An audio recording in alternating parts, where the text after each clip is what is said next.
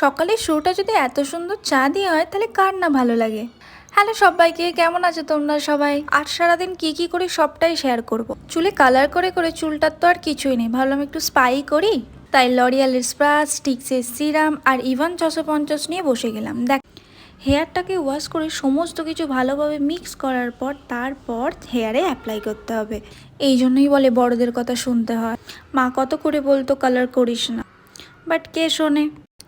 Wash করার পর চুলটা এক গাদা জট হয়ে গেছিলো, তাই ভালো করে কম করে নিচ্ছিলাম। দূর থেকেই দেখে মনে হচ্ছে আমার চুলটা কতটা ফ্রিজি, তোমরাই দেখতে পারবে। তারপর ভালোভাবে স্পা ক্রিমটা লাগিয়ে নিলাম। এক হাতে ক্যামেরা আর এক হাতে স্পায়ের ক্রিম লাগানো কতটা যে কষ্টের তোমরা কি করে জানবে। তারপর পুরো চুলে ভালোভাবে এরকমভাবে অ্যাপ্লাই করে নেবে, ঠিক যেভাবে আমি করেছি। হঠাৎ করে ডেলিভারি বয়ের ফোন আসে, তাই এরকম দাঁড়িয়ে আছি। কবে কোন দিন জানি না কি পার্সেল অর্ডার করেছিলাম, আজকে সেটা ডেলিভারি হলো। ভিডিও শেষে দেখাবো কি আছে। চুলটা ওয়াশ করে চলে এসেছি, তারপর একটু সিরাম লাগিয়ে নিলাম। দেখো, সিরাম লাগাতেই আমার চুলটা কত সুন্দর হয়ে গেল, যেন মনে হচ্ছে হেলদি একটা হেয়ার। তোমরা নিজেরাই বুঝতে পারবে আগের আর পরের।